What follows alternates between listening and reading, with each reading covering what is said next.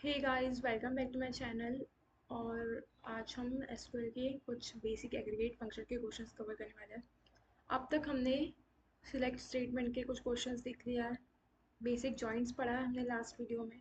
अब हम basic aggregate function कर एग्रीगेट फंक्शन मतलब कि बेसिक काउंट, मैक्स, एवरेज, ये सब एग्रीगेट फंक्शन है।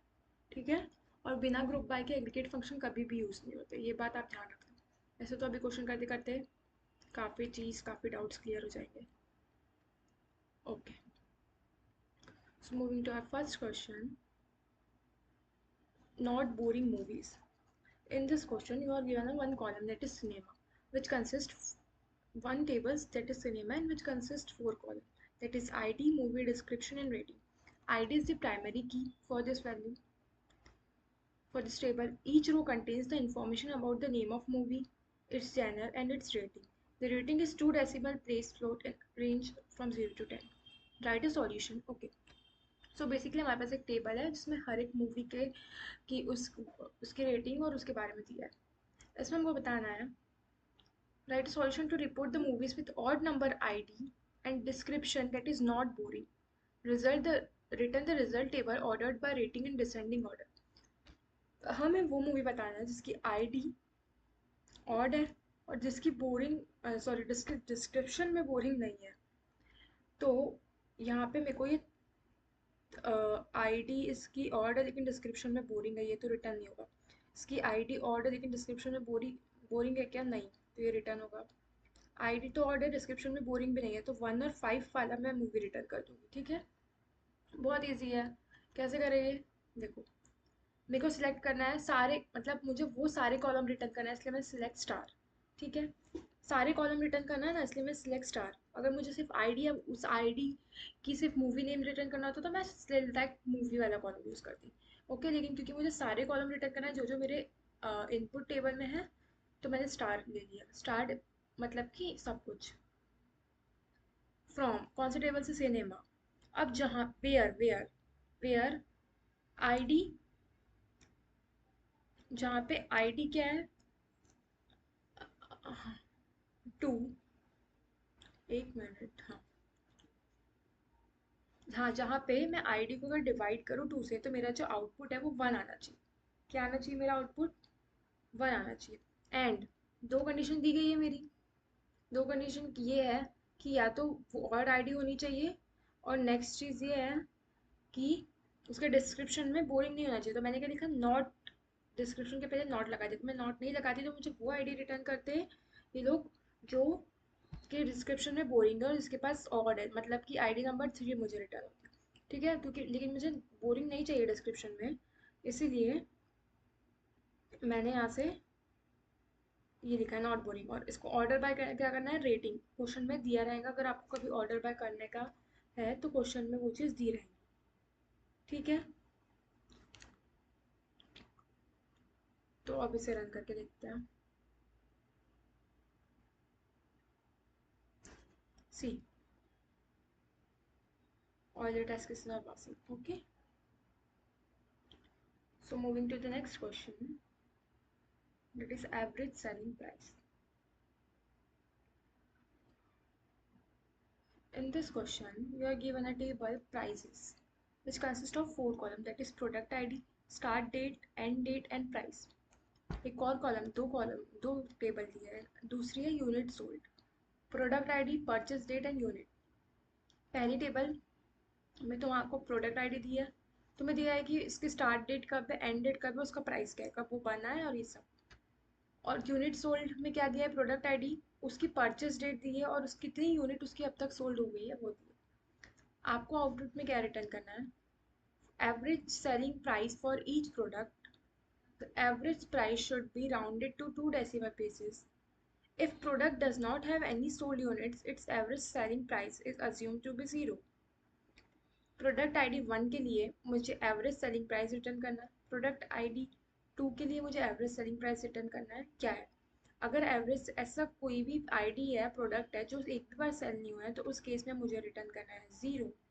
ठीक है, और मेरे को जो एवरेज प्राइस रिटर्न करना है उसको अगर वो डेसिमल में आ रहा है तो एटलीस्ट 2 places तक मुझे उसको राउंडेड करना है। ओके, कोई भी ऑर्डर में रिटर्न कर सकते हैं। जैसे कि इस केस में दो ही आईडी दिख रही है मेरे पास, 1 और 2। वन आईडी का एवरेज प्राइस क्या है? 6.96। कैसे आया? टोटल प्राइस ऑफ प्रोडक्ट क्या है इसका? वन के लिए टोटल प्राइस ऑफ प्रोडक्ट क्या है? देखो, 100 यूनिट्स सोल्ड हुई है और फिर 15 यूनिट्स सोल्ड हुई है। 100 यूनिट्स, जब प्राइस 5 था तो मेरी 100 यूनिट सोल्ड हुई, इसलिए मैं इनका इनटू प्लस जब प्राइस 20 था तो मेरी 15 यूनिट सोल्ड हुई। मतलब कि टोटल प्राइस कितना हो गया? 5 × 100 plus 15 × 20 divided by total product कितने मेरे? 115। 100 + 115 मेरा आ गया इसका एवरेज वन का। सिमिलरली फॉर टू, टू के लिए टोटल प्राइस क्या होगा मेरा? 15 × 200 plus 30 × 30 divided by 230। See, 200 × 15 plus 30 × 30 divided by 230। मुझे क्या रिटर्न करना है? प्रोडक्ट आइडी और एवरेज प्राइस। तो मैंने सिलेक्ट कर दिया। पहले तो मेरे को ये दोनों प्रोडक्ट में क्या ये दोनों टेबल में क्या लगाना पड़ेगा? जॉइंट लगाना पड़ेगा। कौन सा जॉइंट लगाना पड़ेगा? लेफ्ट जॉइंट क्या होता है? Let me explain you.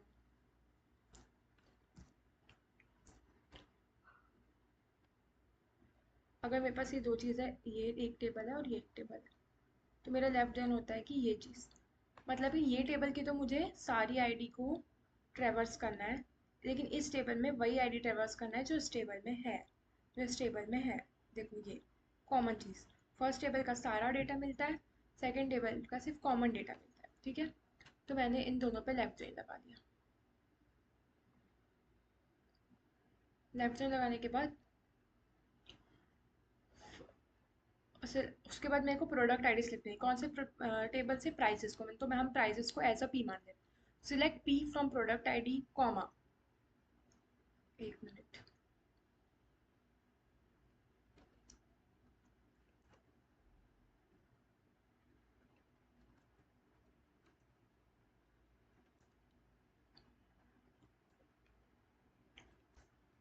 मैंने प्रोडक्ट आईडी सिलेक्ट कर ली। सेकंड मुझे एवरेज प्राइस सिलेक्ट करना है, तो अभी इसको मैं ऐसे रहने देती हूँ। कहाँ से सिलेक्ट करना? प्राइस वाले टेबल से एज अ पी। उसका लेफ्ट जॉइन करना है मुझे यूनिट सोल्ड वाले टेबल से you.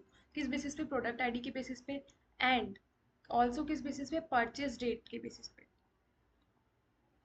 And U dot purchases, मतलब इसकी जो परचेजेस डेट है वो किसके बीच में होनी चाहिए? इस प्रोडक्ट आईडी के स्टार्ट और एंड डेट के बीच में होना चाहिए। ऐसा नहीं कि इसकी परचेज डेट इस एंड डेट को क्रॉस कर रही है।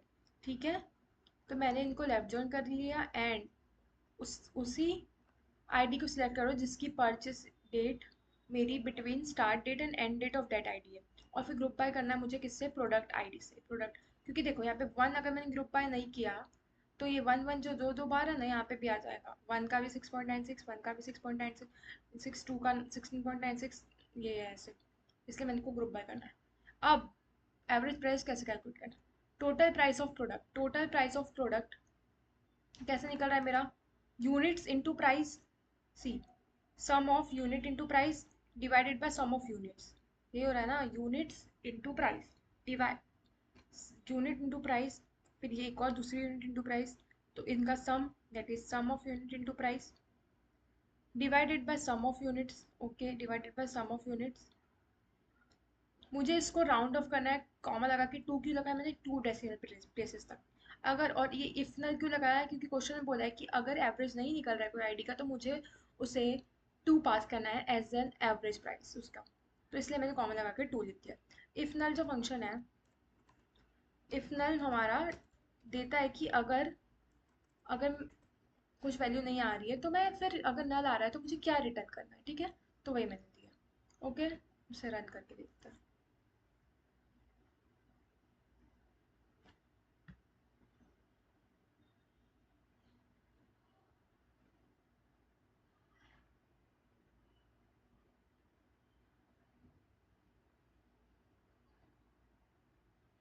सी, वही आईडी रिटर्न हुई। दो आईडी थी तो वन का एवरेज प्राइस 6.96, टू का निकला 16.96। Okay, moving to next question. Project employee one.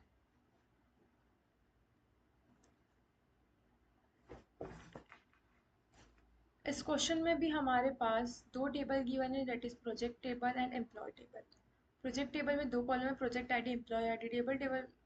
Employ table में दो कॉलम है, employee ID, name and experience.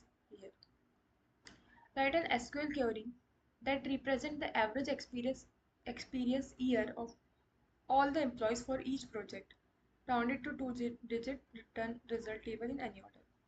Project table है, एम्प्लॉय टेबल है, क्या रिटर्न करना है? हर एक average experience year of all employ for each project, जितनी मतलब कि प्रोजेक्ट आईडी 1 में हर एक एम्प्लॉय को जिस जिस प्रोजेक्ट में उन्हें काम करा है उसका एवरेज एक्सपीरियंस ईयर रिटर्न करना है। प्रोडक्ट आईडी 1, प्रोजेक्ट 1 में एम्प्लॉय 1 ने काम किया है, 2 ने काम किया है, 3 ने काम किया है, ठीक है, और इन तीनों का एवरेज एक्सपीरियंस ईयर क्या था? 1 का 3 था, 2 का 1 था, 3 का 1 था, ठीक है। तो प्रोजेक्ट आईडी 1 के लिए एवरेज ईयर कैसे कैलकुलेट हुआ? इसका भी एक्सपीरियंस ईयर, इसका भी एक्सपीरियंस ईयर, इसका भी experience year, divided by project ID 1 पे कितने लोगों ने काम किया है। तो 1 का एक्सपीरियंस ईयर है 3, wait a minute, project ID 1 पे कितने लोगों ने काम किया है? एम्प्लॉय नंबर 1 ने काम किया है, एम्प्लॉय नंबर 2 ने काम किया है, एम्प्लॉय आईडी 3 वाले ने काम किया है। इसका मेरा एक्सपीरियंस ईयर कितना है? 3 साल। इसका एक्सपीरियंस ईयर कितना है? 2 ईयर्स। थर्ड वाले का एक्सपीरियंस ईयर कितना है? 1 ईयर। तो मेरे प्रोजेक्ट आईडी 1 के लिए एवरेज एक्सपीरियंस ईयर कैसे निकल जाएगा? इनका sum that is 3 + 2 + 1, 3 + 2 + 1 divided by 3, ये निकल गया मेरा इसका average year, that is 6 divided by 3 which is equals to 2।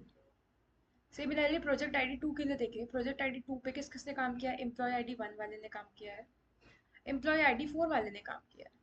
Employ ID 1 का एक्सपीरियंस ईयर 3 था, एम्प्लॉय आईडी 4 का एक्सपीरियंस ईयर 2 था।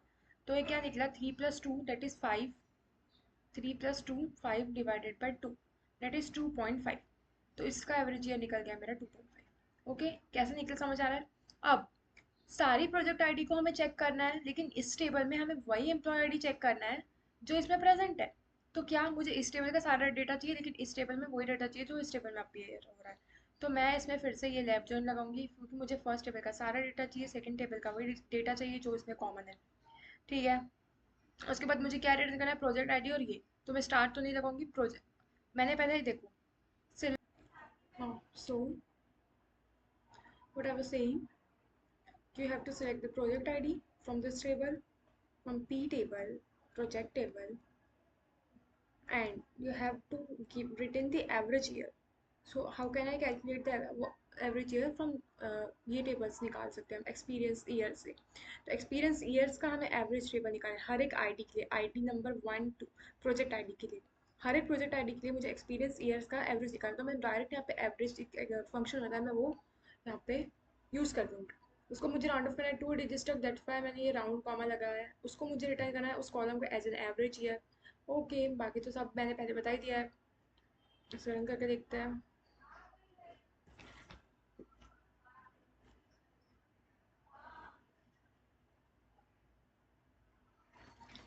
सी रन हो रहा है हमारा। क्या आ रहा है? हमारे भी यही आ रहा है 2 and 2.50। Okay, moving to our next question, that is this, percentage of user attended, क्या था? A contest. ओके, दो टेबल है, user and register. User table में यूजर आईडी और यूजर नेम है, रजिस्टर टेबल में है कि यूजर आईडी और उनकी contest ID. See, user ID उनका नेम, यूजर आईडी उनकी contest ID. We have to write a solution to find the percentage of user registered is in each contest, rounded to 2 decimal places. Written the result table ordered by percentage in descending order. In case of tie, or in case of a tie, order it by contestant ID in ascending order. You have to written the percentage of user that registered in each contest. Okay, see, इतने सारे contest हुए। Contest number 2008 में कितने percent user ने register करा है, मुझे वो परसेंटेज कैलकुलेट करना है। कॉन्टेस्ट नंबर 209 में कितने करा है, 210 में कितने करा है, ये सब मुझे यहाँ पे क्या करना है? रिटर्न करना है, ठीक है। Also written the result table order by percentage in descending order. Okay, descending order में रिटर्न कर रहा है। तो जैसे कि कॉन्टेस्ट आईडी 208 के लिए अगर हम देखें तो उसका परसेंटेज 100 क्यों आ रहा है? क्योंकि सारे यूज़र ने 208 में, कितने यूज़र है? 6 to 7। 208 में 2 ने तो रजिस्टर कर दिया है, 6 ने भी रजिस्टर कर दिया है और 7 ने भी रजिस्टर कर दिया है।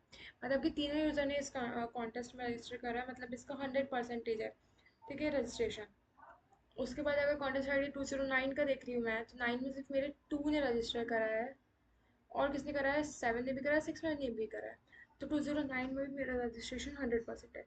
सेम अगर मैं देख रही हूँ 2015 के लिए, 2015 में मेरे 7 वाले ने करा है और 6 वाले ने करा है, 2 वाले ने तो नहीं करा है, मतलब इसका रजिस्ट्रेशन 50% 100% नहीं है, इसका आ रहा है 66.6%। तो मुझे यहाँ पे यही कैलकुलेट करना है। ठीक है, मैं को कॉन्टेस्ट आईडी सेलेक्ट करना है। परसेंटेज कैसे कैलकुलेट करूँगी मैं? परसेंटेज आई विल कैलकुलेट, कि मैं कैसे कैलकुलेट कर रही हूँ, मैं हर एक यूज़र आईडी के लिए उनका काउंट सेलेक्ट कर ले रही हूँ, डिस्टिंक्ट काउंट। ठीक है, हर एक यूज़र आईडी के लिए यहाँ पे different different user ID select कर ले रही हूँ। कॉन्टेस्ट आईडी के लिए 208 में मेरी कॉन्टेस्ट आईडी 2 थी, 6 थी और 7 थी। इनका मैं इसे सिलेक्ट कर रही हूँ, उसको डिवाइड इनटू कर रही हूँ 100 से, क्योंकि मुझे परसेंटेज कैलकुलेट करना है। ठीक है, upon total number of count of user id from user table, select the count of user id from user table, कि उस यूज़र आईडी का कितना काउंट है यूज़र टेबल से वो।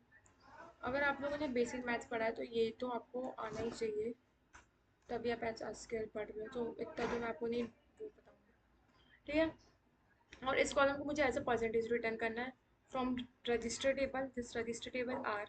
ग्रुप बाय कर दूँगी मैं कंटेस्ट आईडी से और ऑर्डर बाय करना है मुझे परसेंटेज से। ठीक है, अगर फिर भी नहीं समझ आ रहा है किसी किसी को तो मैं बता देती हूँ। जैसे कि एलाइस और एलेक्स जो है, मतलब कि इनकी 6 और 7 जो यूज़र आईडी है, इन लोगों ने 2015 में रजिस्टर करा है। तो इनका परसेंटेज कैसे निकलेगा? 2 एलाइस ने और एलेक्स ने कितने बार रजिस्टर करा है 2015 में? यहाँ पे 1 और ये एलाइस ने, सब टोटल मेरी यूज़र आईडी 3 थी, उसमें से दो यूज़र आईडी ने इसमें रजिस्टर करा है इन 200 से, मेरा निकल गया 66.67%। अगर फिर भी किसी को समझ नहीं आ रहा है तो मैं एक और बार ट्राई देखो कैसे निकल रहा है। Total number of user ID, यहाँ पे मेरी total user ID, total you ID ले लेती हूँ, अपॉन उस पर्टिकुलर कंटेस्ट आईडी में कितने लोगों ने रजिस्टर करा है, number of registration for that contest, number of registration for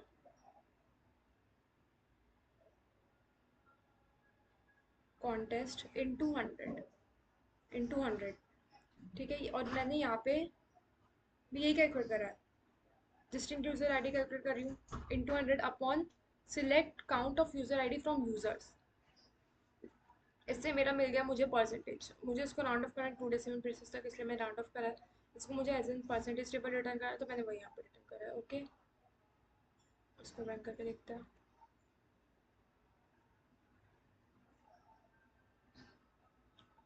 सी हमारी भी 208 का क्या आ रहा है 100%, 9 का 100%, 2010 का 100%, 215 का 66.6% एंड 207 का 33.33%। Okay, moving to our next question, that is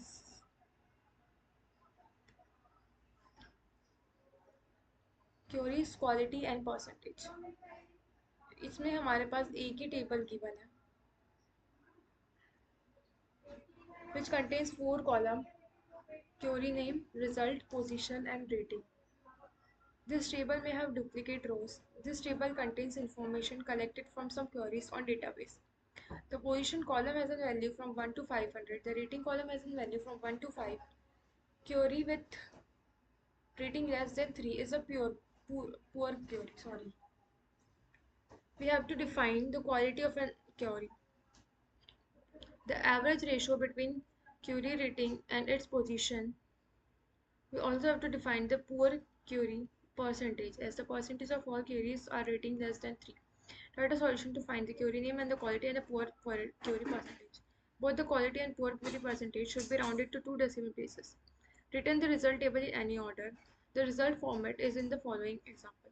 Okay, हमारे पास एक टेबल गिवन है जिसमें बहुत सारी क्वेरी के नेम है डिफरेंट डिफरेंट. रिजल्ट है, उनकी पोजीशन है, उनकी रेटिंग है. ठीक है, क्या रिटर्न करना है कि कौन कौन सी क्वेरी पुअर है, उसके पुअर क्वेरी होने का परसेंटेज, उसकी क्वालिटी और उसका नेम. क्वालिटी क्या होगी, क्वालिटी मतलब कैसे डिफाइन होगी, wait, the average of ratio between query rating and position. उसकी पोजीशन और रेटिंग के बीच का जो एवरेज है, पोजीशन और रेटिंग के बीच का जो एवरेज है, उससे मेरा वो होगा, क्वालिटी पता चल जाएगी मुझे कि क्या है, अपॉन, सॉरी, और मुझे वो पुअर क्वेरी है या नहीं हो कैसे पता चलेगा, percentage of all queries with the rating less than 3. अगर जैसे उसकी रेटिंग लेस देन 3 है तो उसका परसेंटेज मैं निकाल दूंगी तो उससे मुझे वो पता चलेगा. ठीक है, नाउ सी, ये टेबल था, इसमें डॉग का क्वालिटी 2.50 और ये कैसा है. डॉग की क्वालिटी कैसे निकलेंगी, 5/1 प्लस 5/2 प्लस 1/200 डिवाइडेड बाई 3. कैसे, 5/1 plus 5/2 plus 1/200 divided by total कितने टाइम्स डॉग आया है, 3 टाइम्स. तो इससे मुझे इसका परसेंटेज निकल गया, एवरेज निकल गया, that is 2.5. Similarly for cat कैसे निकलेगा, 2/5, 3/3, 7/4, 4/7 डिवाइडेड बाई 3 टाइम्स कैट आई है. इसकी निकल गई मेरी 0.66 क्वालिटी. अगर इसकी पुअर क्वेरी परसेंटेज देखे तो वो कैसे कैलकुलेट होगा, डॉग का पुअर क्वेरी परसेंटेज कैसे कैलकुलेट होगा कि लेस देन 3 कितनी है, यहाँ पे एक ही बार है ना उसकी रेटिंग 1, और कितनी बार डॉग आया है, अपॉन में 3 इंटू 100, परसेंटेज निकालना है इसलिए इंटू 100 करा है. ये आगे मेरा 33.33%. सिमिलरली कैट के लिए लेस देन 3 कितनी है मेरी, 3 और 2 है, तो मुझे 3 को कंसिडर करना है क्या, नहीं कंसिडर करना है, करना है, नहीं करना है, सॉरी सॉरी, एक ही है, 2 डिवाइडेड बाय कितनी टाइम्स कैट आई है, 3 टाइम्स, इंटू 100, मुझे निकल गया इसका भी 33.3%. ठीक है, क्या चाहिए मुझे, क्वेरी नेम चाहिए. क्वालिटी कैसे कैलकुलेट कर रही हूँ मैं, एवरेज ले रही हूँ, रेटिंग और पोजीशन का एवरेज ले रही हूँ हर एक क्वेरी नेम के लिए, राउंड कर रही हूँ 2 डेसिमल तक, उसको एज एन क्वालिटी ले रही हूँ. पुअर क्वेरी परसेंटेज कैसे ले रही हूँ मैं, एवरेज ले रही हूँ किसका, अगर जिसकी रेटिंग 3 से कम है. ठीक है, तो उसका मैं एवरेज ले रही हूँ, और उस कॉलम को एज एन पुअर परसेंटेज दे रही हूँ, मतलब पास कर रही हूँ. कौन से टेबल से, क्वेरी टेबल से, जहाँ पे क्वेरी का नेम इज़ नॉट नल, और जो उसको ग्रुप बाय कर रही हूँ क्वेरी नेम से. ठीक है, इसे रन करके दिखता है.